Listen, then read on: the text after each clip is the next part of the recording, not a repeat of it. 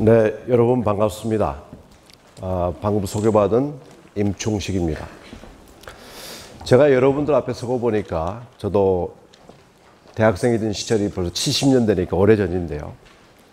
현재 저는 아들만 둘인데 큰아들은 군대 갔다 와서 지금 3학년이고 둘째 아들은 2학년 마치고 지금 군대 가 있고 이렇습니다. 그래서 아마 여러분들이 제 아들 같은 입장에서 섰는데, 첫 번째 제가 이 자리를 쓰게 된 계기는, 제가 금년 초에 어디서 강의를 했는데 바로 안재환 총장님께서 강의를 들으시고 우리 학교에 와서 학생들한테 꼭 한번 해줬으면 좋겠다라고 해서 제가 오게 된 게 오늘 오게 됐고요. 그 다음에 저는 평생 공무원을 했습니다. 30년 동안 공직에 있다가 마지막으로 중소기업청 차장을 끝으로 지금 저기 신용보증재단 중앙회장으로 가 있는데, 이제 많은 분들이 궁금해 하시죠.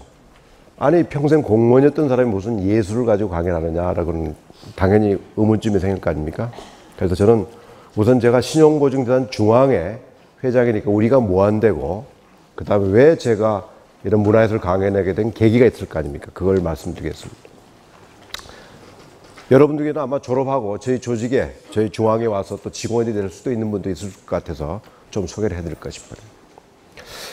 대한민국의 공공기관으로서 보증 업무를 담당하는 기관이 3개가 있습니다. 신용보증기금, 줄여서 신보, 기술보증기금, 줄여서 기보, 그 다음에 신용보증재단 중앙회, 이 3개가 있는데 하는 일은 똑같은데 대상이 좀 다릅니다. 신용보증기금은, 신보는 중소기업 중에서 비교적 규모가 큰 중기업 이상을 주로 보증 대상을 하고, 주로 기보는 글자도 기술이란 말 들어있기 때문에 중소기업 중에서 기술력 있는 기업, 여러분 벤처기업, 뭐 이노비즈 기업 들어보셨죠? 이런 벤처기업, 이런 걸 대상으로 하고, 저희는 중소기업 중에서 규모가 비교적 작은 소기업, 소상공인을 주로 보증 대상으로 합니다.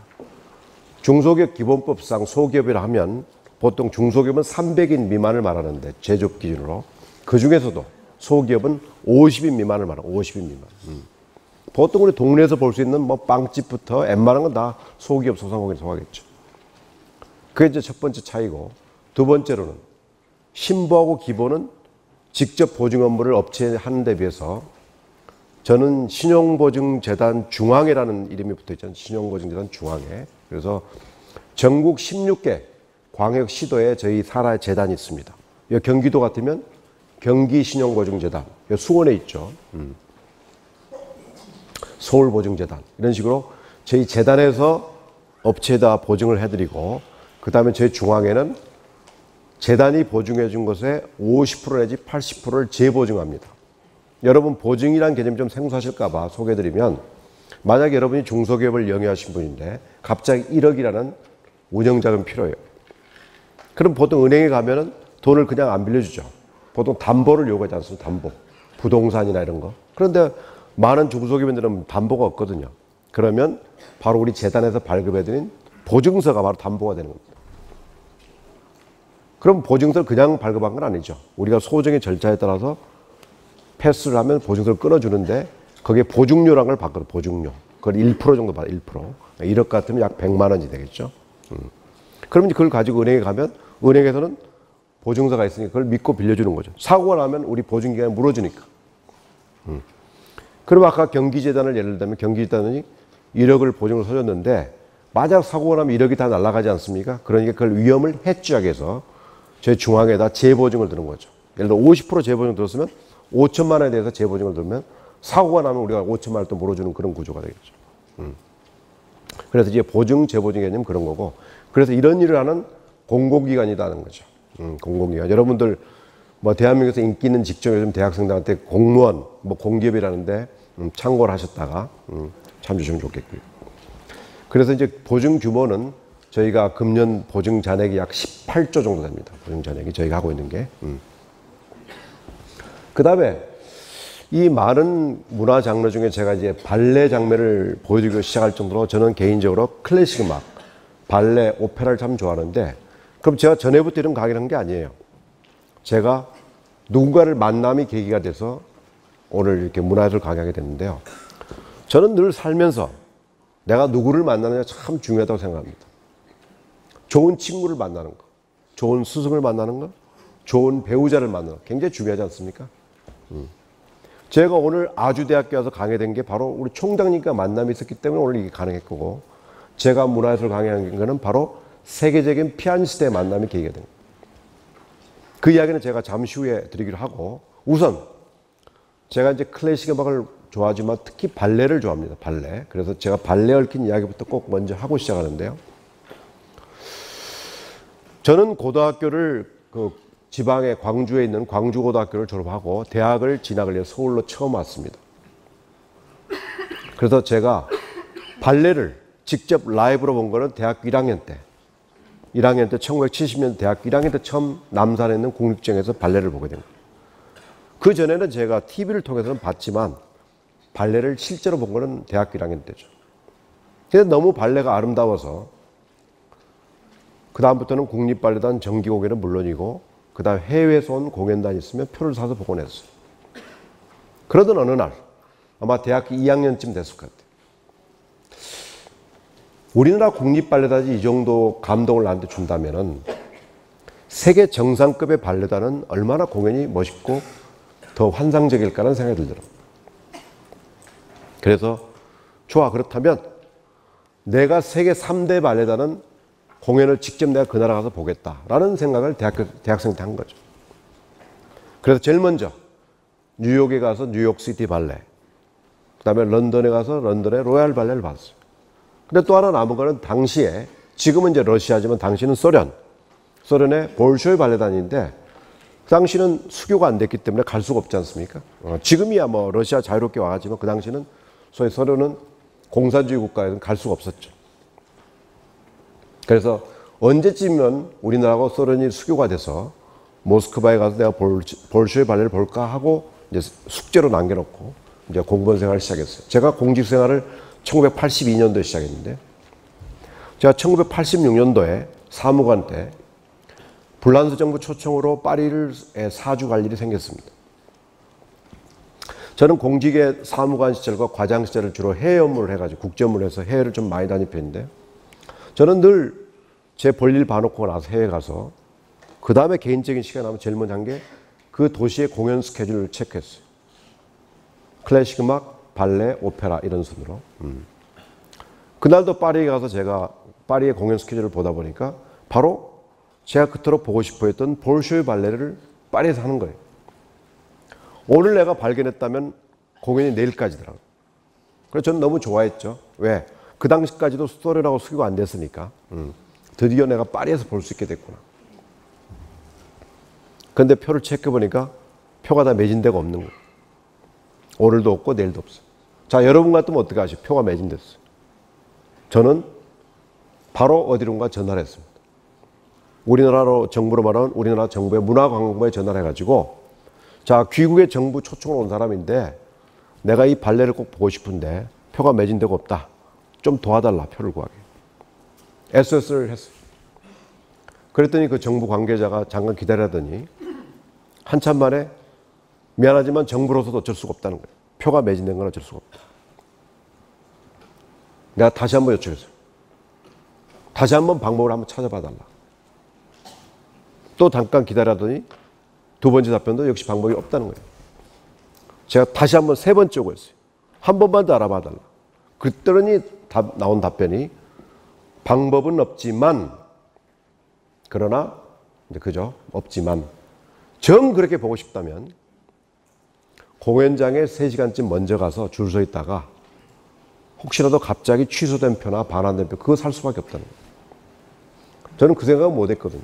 그래서 고맙다고 정말 알려준 대로 택시를 타고 파리 시내에 있는 팔레 드 콩그레라는 공연장, 우리 서울로 말하면 세종문화회관 같은 그런 공연장입니다. 거기에 3시간 전에 갔습니다. 갔더니 웬걸 이미 50여 명이 와서 줄 서 있는 거예요. 저 같은 사람이 50여 명이 와서 이미 줄 서 있는 거예요. 저도 줄을 섰죠. 자, 1시간, 2시간 시간이 지날수록 제 뒤로도 줄은 계속 길어져 가고, 자, 공연 시간은 50분 전, 40분 전 사람들이 다 입장하기 시작하지 않습니까? 30분 전, 20분 전, 15분 전, 전혀 줄에는 변화가 없고 사람들은 다 들어가는데 거의 보는 게 객관적으로 봐도 불가능해 보이죠. 그런데 기적 같은 일이 발생했어요. 공연 시작 딱 10분 남겨놓고 저기도 시계가 있네요. 갑자기 저쪽에 문이 열리더니 한 여자분이 나타나더니 제 앞에는 분명히 줄에 한 50여 명 있고 제 뒤에 한 100여 명 있는데 처음부터 저하고 눈을 마주치면서 표가 한 장 있던 사인을 주면서 저한테 다가와서 그 표를 준 거예요. 그렇게 해서 본 작품이 볼쇼이 발레단의 지젤이라는 작품이었어요. 그래서 제가 대학교 때 70년대 목표로 내가 세계 3대 발레단을 직접 보겠다는 꿈이 1986년도 파리에서 완성이 됐습니다. 그런데 이 사건은 단순히 내가 보고 싶었던 발레를 봤다는 그게 아니에요, 저한테는. 굉장히 의미 있는 메시지를 저한테 던진 사건입니다. 사람이 살면서 어떤 목표가 있다는 게 이렇게 중요하구나. 내가 이 목표가 있었기 때문에 끈질기게 요구했고 결국은 거의 기적적인 방법으로 이렇게도 이루어지는 거라는 걸 제가 실감했지 않습니까? 그래서 여러분 젊은 세대를 표현으로 말하면 그 사건은 굉장히 근거 없는 자신감을 준 사건입니다. 아, 내가 이렇게 원하면 이루어지는구나. 하나만 예를 들고 이제 강의 진행할게요. 세월이 많이 흘렀습니다. 제가 수년 전에 광주 전남지방 중소기업 청장을 했을 때 이야기입니다. 저는 집이 서울인데 제가 광주에 근무하고 있었기 때문에 주말이면 서울을 집에 왔다 가고 이랬거든요. 어느 날 광주에서 제가 서울에 국립오페라단 공연이 보고 싶어서 제 처한테 전화를 걸었어요. 참고로 제 처는 성악가면서 소프라노면서 오페라 전공자입니다. 그러니까 자기는 전공인 사람이죠. 근데 제가 오페라 보고 싶다고 국립오페라단 토요일 날 표를 좀 예매하라 했더니 알았다고. 그런데 잠시 후에 전화가 다시 오더니 평일 날 표는 남아있는데 토요일 날 3시 표는 다 매진되고 없다는 거예요. 그래서 자기는 평일날 보겠다는 거죠. 보라고 그랬습니다. 저는 금요일 밤에 올라와서 다음날 토요일날, 저 아까 아들만 두려고 그랬죠? 두 아들들 데리고 일부러 예술의 전당에 가보시면 아시겠지만 들어가자면 오른쪽에 벨린이라고 이태리 식당 있죠. 거기 가서 점심을 먹었습니다. 의도적으로 저는 거기 간 거예요. 그리고 나서 저희 아들들한테 아빠는 오늘 오페라 이거 보고 할 테니까 너희들은 엄마랑 먼저 집에 가라 그랬더니 저희 큰아들이 눈이 동그래지면서 아빠 엄마 말씀에 표가 토요일날 표가 없다고 들었는데 그래 맞아. 근데 어떻게 보신다는 겁니까? 아빠는 믿는 데가 있어. 걱정하지 말고 가 그랬더니 아니 표가 없는데 어떻게 글쎄 그건 네가 걱정할 일이 아니야. 자 애들 보내놓고 나서 3시 공연이었는데 2시 한 20분쯤 현장의 티켓 카운터로 제가 이렇게 다가가니까 그 표 파는 아가씨가 제가 말도 안 꺼냈는데 뭐라고 하냐면은 표 매진되고 없습니다 이러더라고요. 그래서 제가 다가가서 압니다. 그런데 제가 이 오페라를 보기 위해서 광주에서 왔습니다 이랬어요. 여러분 정확한 표현은 아니죠. 제가 오페라 보기 위해서 온 건 아니죠. 집이 서울에 왔지만 제 어떤 성의를 보이기 위해서 일부러 좀 그렇게 표현한 겁니다. 근데 그 다음 말이 저도 모르게 튀어나온 말이 여러분 같으면 뭐라고 하시겠어요? 표가 없다는데. 정상적이라면 혹시 표가 한 장 생기면 이렇게 표현한 게 맞죠. 그죠? 근데 제가 뭐라고 저도 모르게 튀어나온 말이에요. 그런데 표가 한 장 생길 겁니다. 그러면 그 표를 저한테 주세요. 이랬단 말이죠. 저도 모르게 나왔어요. 그 말이. 그러고 나서 제 번호를 알려주고 나서 저는 늘 책을 들고 다니니까 저쪽 가서 책을 읽고 있으니 드르륵 문자 메시지가 왔어요. 카운터로 오십시오. 가봤더니 정말 표가 한 장 생겼습니다. 저도 궁금해서 물어봤죠. 그랬더니 국립오페라 단장께서 VIP용으로 예비표를 한 장 가지고 있다가 이제 개막 시간이 다가오니까 그냥 그걸 한 장 내놓은 거죠. 그래서 제가 그 표를 구해서 들어가면서 제가 그리 큰아들한테 바로 문자를 보냈습니다. 구하라. 그러면 찾을 것이요. 두드리라. 그러면 열릴 것이다. 이 문자를 보냈거든요. 이게 무슨 말씀이냐면 여러분 다 학생들이니까 결국 제가 전하고자 메시지가 담겨있는 이야기입니다. 정말 사람이 어떤 목표를 가지고 끈질기게 하다 보면 결국 그런 방법도 이루어지더라 이거죠. 어쨌든 저한테는 그런 문화예술이 그런 사건을 만들어주는 것 때문에 소개해드리면서 먼저 여러분한테 발레 2개를 짤막한 걸 보여드릴 때 하나는 우리가 보통 정상적으로 볼 수 있는 발레고, 또 하나는 중국에 발레리나가 있었는데 이 여자분이 사고로 한쪽 팔을 잃게 됩니다. 여러분, 발레리나가 팔을 없으면 발레를 못하는 거죠. 그래서 이 발레리나도 심한 좌절에 빠져서 심지어는 자살을 생각했었어요. 그런데 훌륭한 어머니가 뒤에서 다시 용기를 주어서 다시 일어나서 역시 사고로 한쪽 다리를 잃은 남자를 찾아가서 발레를 가르쳐서 공연하는데 굉장히 감동적인데 그걸 보고 진행하겠습니다.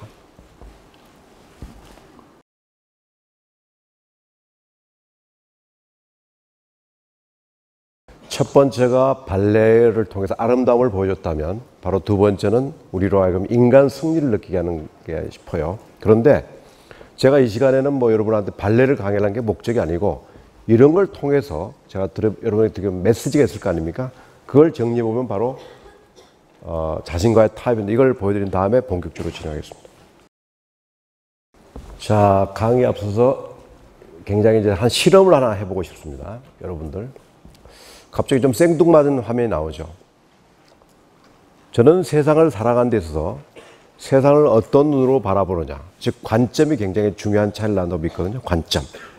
관점이라는 건 나는 어떤 앵글을 가지고 세상을 바라보자 이거죠. 자, 이게 무엇일까라는 질문을 몇 번 드릴 텐데요. 한번 마음속으로 생각해 보세요. 정답은 없습니다. 여기 여학생부터. 여학생 저게 뭘로 보이죠? 학생 눈에? 해삼, 그 남학생. 응? 달팽이. 자, 한 분은 해삼, 달팽이. 그 옆에 남학생? 뱀. 두 분만 더 여쭤볼까요? 저쪽으로 와서. 응. 거머리. 마지막으로. 응? 돌. 자, 보세요. 아주대학교 학생 5분한테 여쭤봤더니 다 5가지 다른 답변이 나왔죠. 근데 제가 정답이 없다고 그랬죠? 그런데 굳이 말씀드리면 해삼인데 그건 중요치가 않아요. 해삼을 맞추고 안 맞추고 중요한 게 아니고 바로 5분한테 여쭤봤더니 다 5가지 답변이 나왔거든요. 그 이야기는 내 관점이 다르기 때문에 당연히 그렇게 답이 다르게 나오는 거예요. 그런데 여러분, 저게 왜 해삼이죠? 바다 해자. 여러분은 한자를 안 배운 세대도 잘 모르죠. 바다 해자. 삼자란 말이에요. 바다에서 난 인삼이란 뜻이에요. 즉 그게 무슨 말이에요? 바다에서 나는 인삼이니까 몸에 좋은 거다. 삼이라는 게 우리 좋은 거로 인식되죠. 아주 건강에 좋은 거다. 이런 관점이 담긴 용어가 바로 해삼이란 말이에요. 그런데 서양 사람들은 저게 삼으로 보일까요? 아니죠. 해삼을 영어로는 뭐라고 하죠? sea cucumber. 바다에서 난 오이다, 뭐, 오이.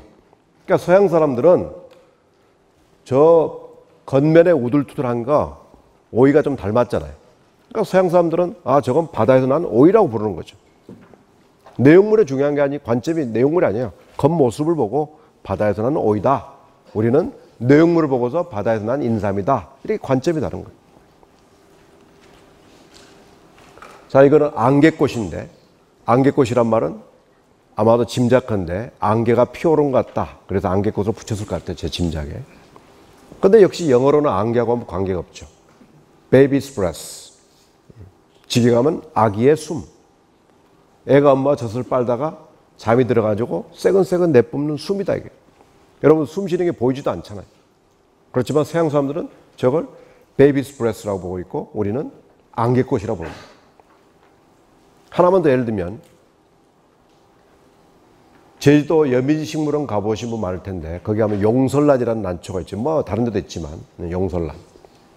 이 용설란은 한자를 풀이해보면 용자, 혀설자, 난자란 말이에요. 그러니까 용의 혀처럼 생긴 난초다 이런 뜻 아니에요? 용의 혀처럼 생긴 난초다.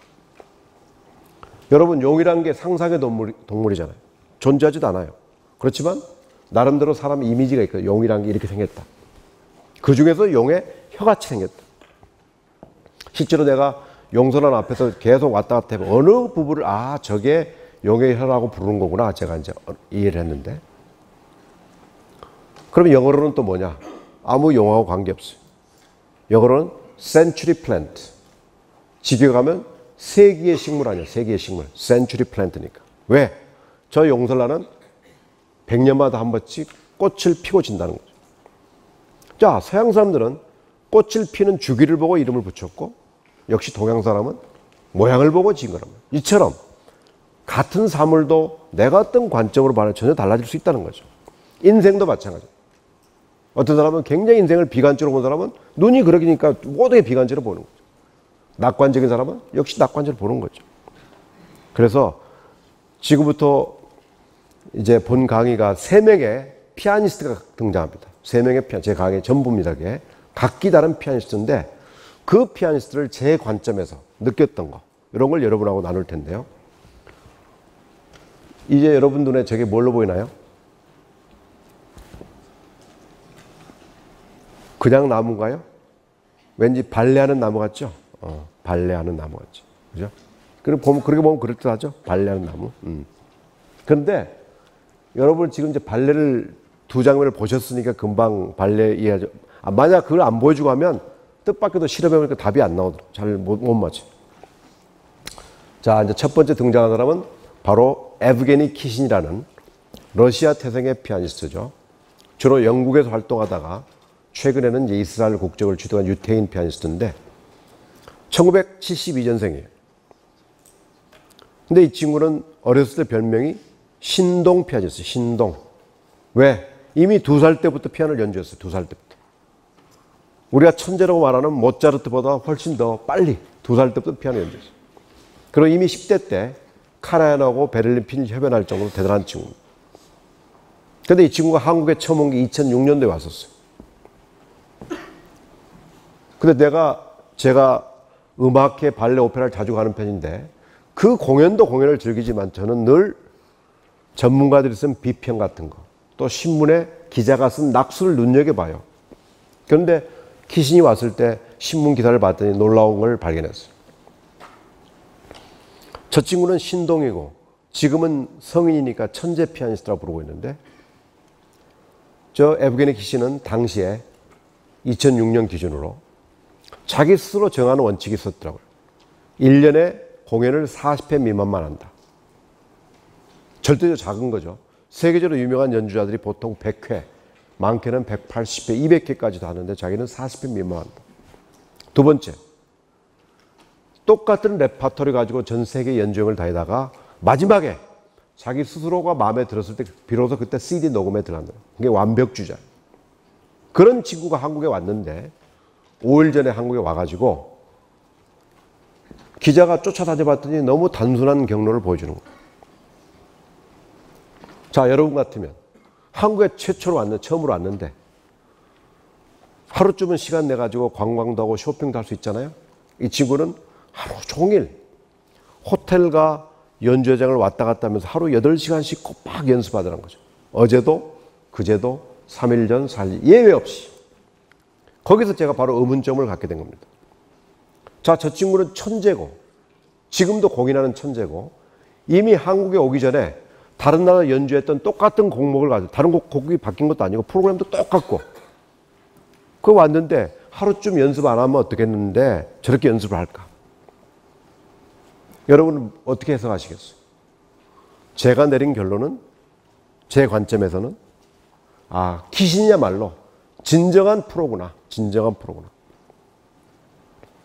내가 비싼 돈을 받고 연주를 하는 만큼 조금이라도 나온 연주를 들려주기 위해서 노력하는 그 자세. 정말 진정한 프로의 모습 아니겠어요? 제가 내린 그 결론은 그거밖에 다를 찾을 수가 없었어요. 다만 2006년도에 왔을 때 표가 다 매진됐죠. 한국의 관객들이 반응이 뜨거우니까 약속을 했어요. 빠른 시일 내에 제가 한국을 다시 찾겠습니다. 두 번째로 2009년도에 왔었어요. 세 번째 온 게 2011년도에 왔었어요. 네 번째 온 게 금년에 왔었어요. 그런데 바로 이 키신을 2006년도에 한국에 불러오는데 무려 얼마가 걸렸냐? 10년이 걸렸어요. 10년. 기획사가 1996년에 접촉해서 한국에 와달라 해갖고 성사될 때 10년이 걸렸어요. 얼마나 인기가 높은 피아니스트입니다. 세계에서 오라는 데가 그렇게 많다는 뜻이죠. 그런데 그런 피아니스트가 그렇게 우리보다 훨씬 더 노력하더라고요. 노력이라는 거예요. 바로 그래서 제가 여러분한테 첫 번째로 키신을 소개해드렸는데 참고로 여러분 중에 키신 연주회 가보신 분도 계시겠지만 앞으로라도 또 키신 연주에 관심 있는 분은 신문에서 키신 보자마자 예배에 들어가야 돼요. 왜? 이 사람은 한 번밖에 연주회를 안 하는데 다 매진이고 그것도 2시간만 해도 매진되고 5시간만 해도 매진 이래요. 그러니까 늦게 하면 표가 없어요. 그러니까 참고를 하시고, 제가 키신이 10대 때 그 카라얀하고 연주한 모습을 보여드리고 또 진행하겠습니다. 네, 이미 고인이 되셨죠. 카라얀이 지휘한 차이코프스키 피아노 협주곡 1번이었습니다. 제가 두 번째로 소개할 피아니스트는 저한테 또 한 번 인간 승리를 느끼게 해준 피아니스트인데요. 레온 플라슈라는 미국인 피아니스트입니다. 레온 플라슈. 세계 3대 피아노 콩쿠르가 있죠. 쇼팽, 차이코프스키, 그 다음에 퀸 엘리자베스 콩쿠르인데, 바로 저 레온 플라슈는 1952년도 퀸 엘리자베스 콩쿠르에서 미국인 최초로 우승함으로써 미국의 국민적인 영웅이었던 분입니다. 마치 우리나라 김연아나 박세리가 최초로 우승했을 때 대단했던 것처럼 미국에서 저분의 인기는 대단했습니다. 왜냐? 1952년도면 2차 세계대전 후에 미국이 세계 최강대국으로 떠올랐지만 문화적으로는 약간 유럽 사람한테 콤플렉스가 있었어요. 왜? 전부 저런 콩쿠르의 우승자가 유럽 사람이고 미국인은 한 번도 우승을 못했기 때문에. 그런데 드디어 미국인이 3대 콩쿠르 중 하나인 퀸 엘리자베스 우승하니까 대단했죠. 그래서 정말 국민적 영웅이었을 뿐만 아니라 전 세계적으로 인기를 구가하면서 세계 연주행을 다녔습니다. 그런데 30대 중반부터 피아니스트한테 생명이라고 할 수 있는 손가락에 특수한 병에 의해서 점점점 손가락이 굳어지고 마비돼가는 병이 생긴 겁니다. 나중에는 마침내 완전히 오른손을 못 쓰게 됐어요. 그분 자서전에 보면 영어로 이런 표현이 나옵니다. Petrified like a rock. 암석처럼 petrified, 화석화됐다. 즉 화석처럼 굳어버렸다 이거죠. 화석처럼. 손이. 그러니까 완전히 이렇게 굳었으니까 전혀 피아니스트로서 연주를 못하는 거죠. 당연히 짐작하시겠지만 잘 나가던 사람이 갑자기 추락을 하니까 심한 좌절감에 빠져가지고 자기가 피아니스트로서 이미 존재 가치가 없다는 생각에 술에 의존하고 나중에 약물에 의존하다 나중에는 부인하고 이혼까지 하게 되고 드디어 자살까지 시도했습니다. 자살까지. 그런데 자살이 다행스럽게 미수로 끝나고 제가 여러분한테 계속 관점 말씀드렸죠. 이분이 이 못 쓰게 된 오른손에 주목하다 보니까 자살까지 시도한 겁니다. 근데 어느 날 자기 왼손을 발견한 거예요. 왼손을. 거기서 희망을 발견한 거예요. 그래, 나에게는 아직도 멀쩡한 왼손이 남아있지 않느냐. 거기서 희망을 왼손. 아까는 못 쓰게 된 오른손 때문에 자살을 시도했던 분이 왼손을 보고 희망을 발견해요. 그때부터 이 레온 플라슈는 왼손만으로 연습을 또 해서 드디어 왼손만으로도 연주를 너무 잘하게 됐어요. 그러다 보니까 주위의 전문가들이 붙여진 별명이 왼손의 피아니스트, 왼손의 달인이라고 할 정도로 한 손만으로 너무 연주를 잘하게 된 거예요. 여기서 용기를 얻은 레온 플라슈는 어느 날 다시 한번 자기가 오른손을 쳐다봤어요. 전혀 회복 불가능해 보이는 손이죠. 그러나 관점을 한번 바꿔본 겁니다. 이 손이 정상이었다가 이렇게 마비가 됐다면 그 반대도 가능하지 않을까? 그 반대도. 이 손도 재활에 들어가면 언젠가는 회복되죠. 언젠가는. 자, 이 대목에 다시 한번 학생들한테 또 질문 던져볼게요. 그냥 솔직한 의견을 해주세요. 기분 나쁘게 생각하지 마시고. 나라면 아까 그런 상태인데 재활훈련에 들어갔다가 아무런 차도가 없다면 얼마 만에 포기하겠다. 제 앞에 있는 학생부터, 남학생부터. 한번. 얼마 동안에 시도해보겠다. 1년. 오른쪽 남학생을 전혀. 1년. 3년. 1년, 3년. 그 다음에. 그냥 자기 개인 솔직한 의견이에요. 남 의식하지 말고. 1년. 또.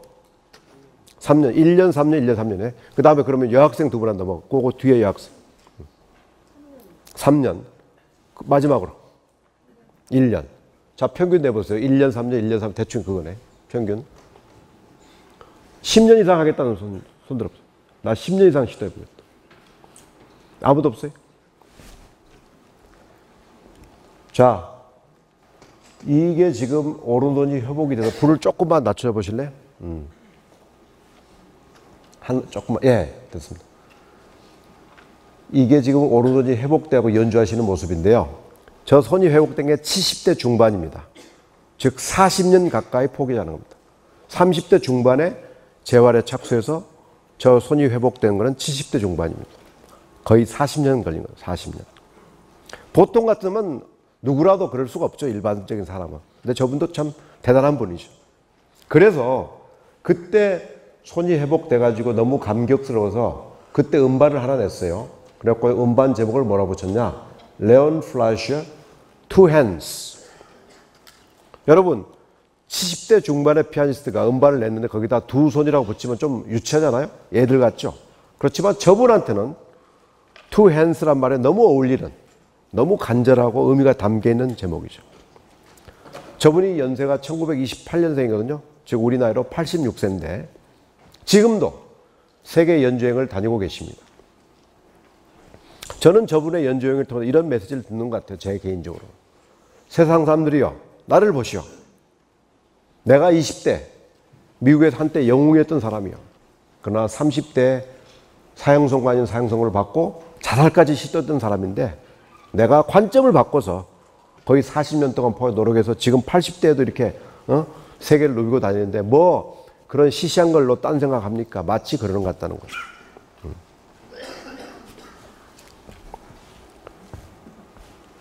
자, 드디어 이분이 바로 주인공이고 제가 이분을 만났기 때문에 여러분 앞에서 아까 문화예술 강의에 대한 계기가 됐던 분이에요. 혹시 이분이 어느 나라 사람 같습니까? 아무나 자유롭게 한번.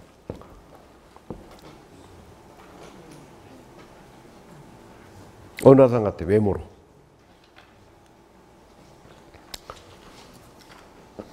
우리나라 사람도 아니고 한국 사람도 아니고 중국 사람도 아니고 일본 사람도 아닙니다. 근데 분명히 아시아 사람이죠. 베트남 사람, 베트남.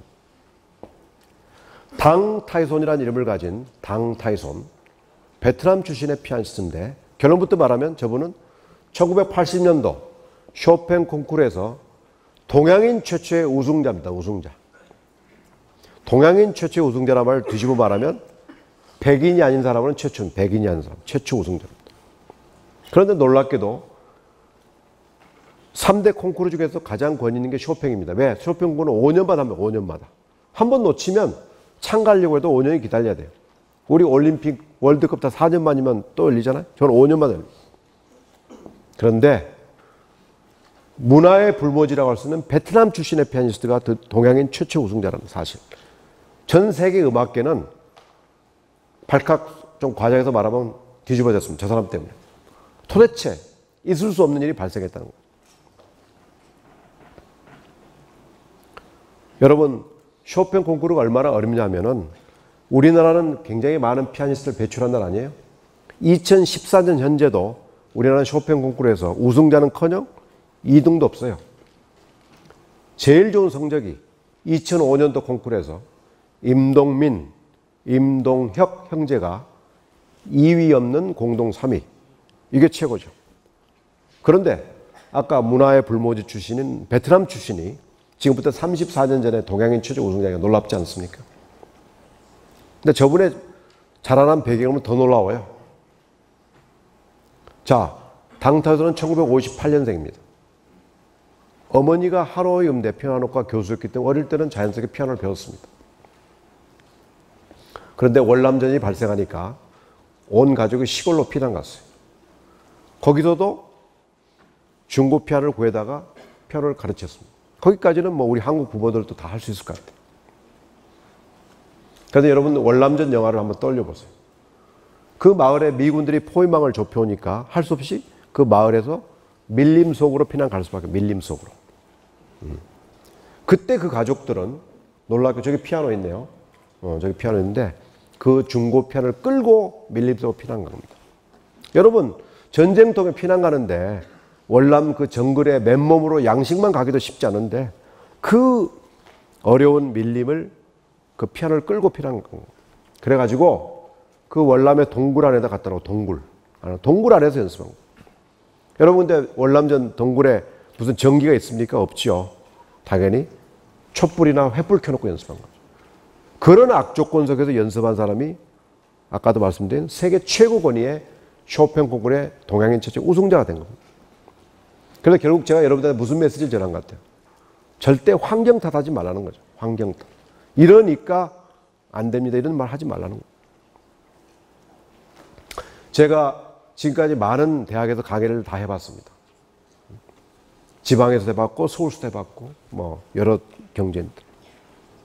그런데 제가 여러분 학생들한테 드리고 싶은 메시지는 절대 환경 탓을, 외부 탓을 돌리지 마십시오. 그건 확실합니다. 모든 책임의 주체는 나라고 생각하세요. 내가 과연 경쟁력을 갖추고 있는가?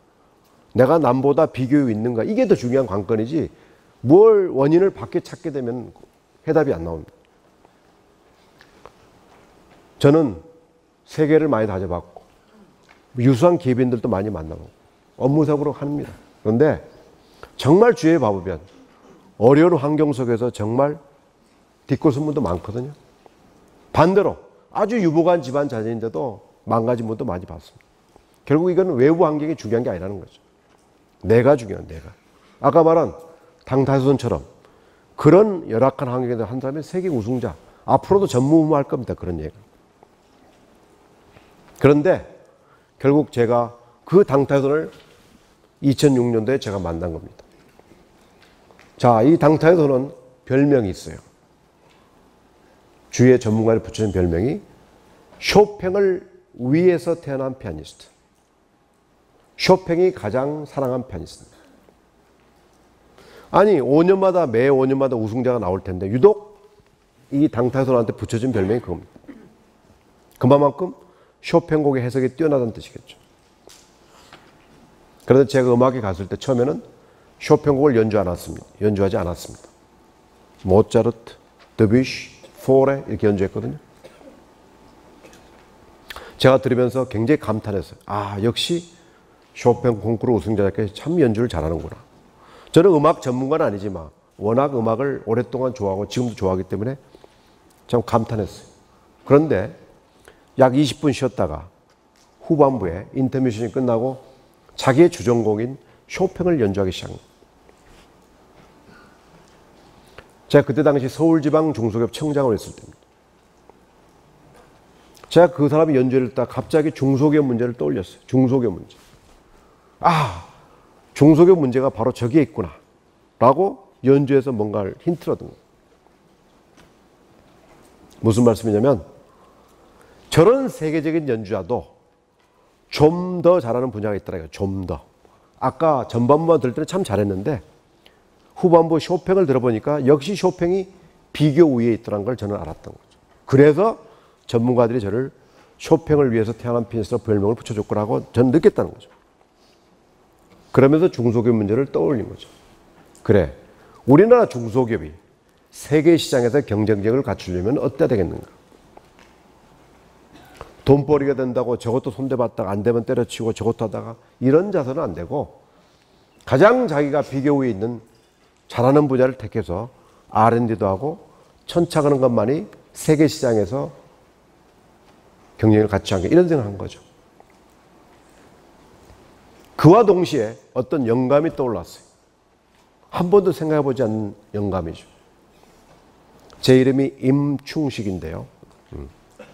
저한테 지금 앞에서 쇼팽의 곡을 연주하고 있는데 갑자기 자문자답한 겁니다. 스스로. 임충식이. 너도 남하고 차별화된 강의 뭐 할 게 없어? 이런 것. 제가 서울지방중기청장이니까 당연히 외부에서 이렇게 학교에서 강의 요청 받으면 중소기업 시책 강의를 하죠. 아마도 여러분 앞에서도 중소기업 시책 강의 했을 겁니다. 중소기업청에서는 국가기관으로서 뭘 도와드리고 어떤 정책이 있고 뭐 등등등.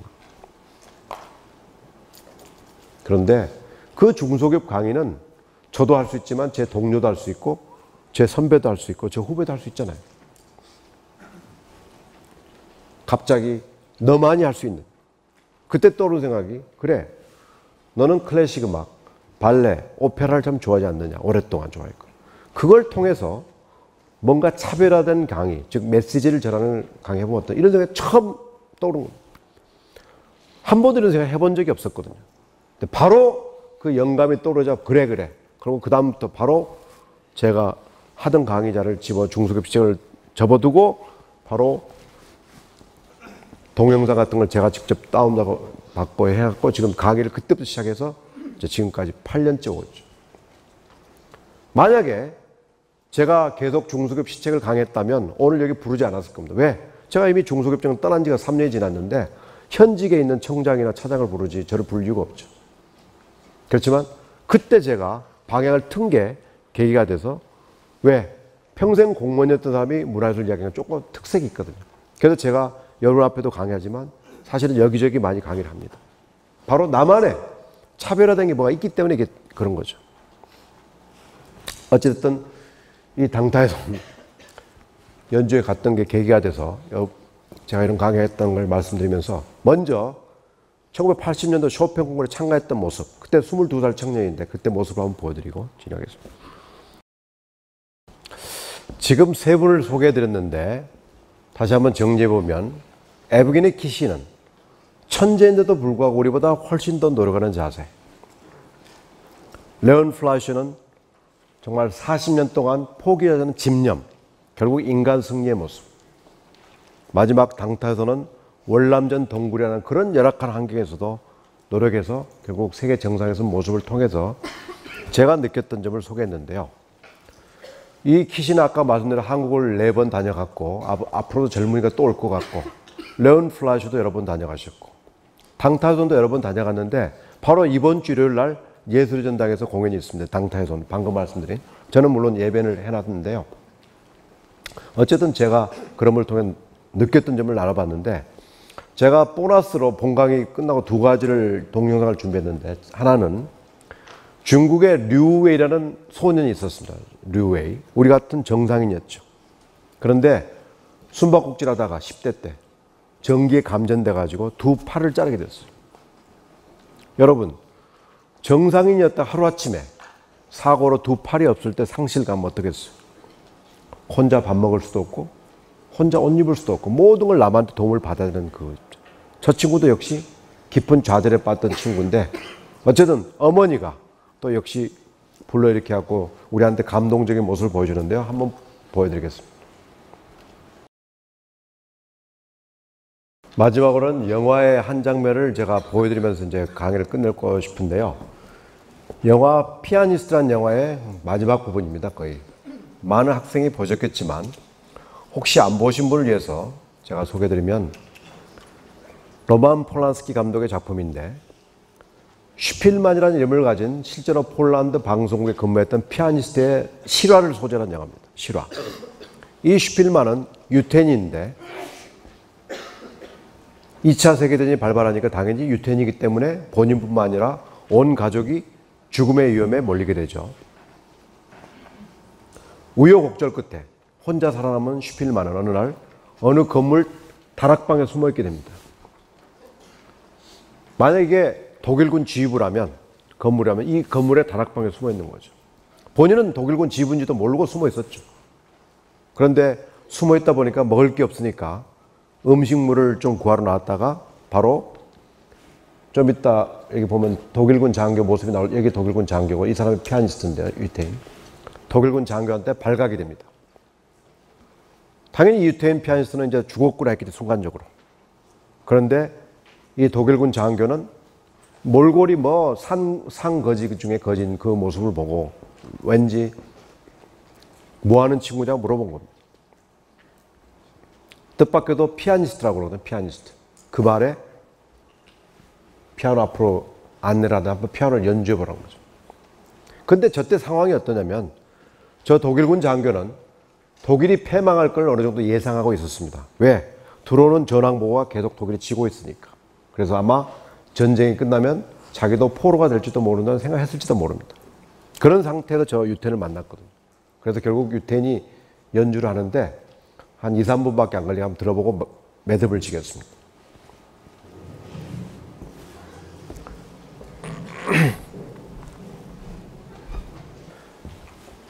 자, 이 연주를 들은 독일군 장교는 저 사람은 어떻게 할까요? 여러분 같아요. 당연히 부하 직원들 몰래 그 숨어있는 다락방을 확인한다. 그때부터 몰래 음식물을 공급해 줍니다. 아까 피아노에 걸치는 자기 군복을 이불로 쓰라고 줍니다.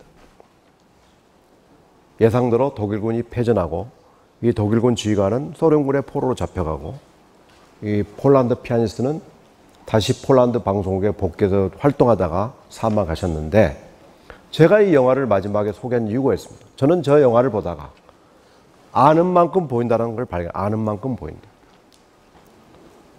혹시 영화 보신 분 손 한번 들어보실래요? 피아니스트 영화 보시고. 많이 보셨네요. 그 대화 중에 당연히 저 독일군 장교와 피아니스트 대화 부분은 독일어로 하겠죠. 그 전에는 영어로 진행되다가. 근데 독일군 장교가 피아니스트란 말 듣고 네 이름이 뭐냐고 물어보거든요. 그러니까 유태인 피아니스트가 슈필만이라고 그래요. 슈필만. 그러니까 독일군 장교가 Das ist guter Name für ein Pianist. 영어로 번역하면 That's a good name for pianist 이런 정도. 피아니스트한테 참 좋은 이름이다. 즉 어울린 이름이다. 이런 뜻이거든요.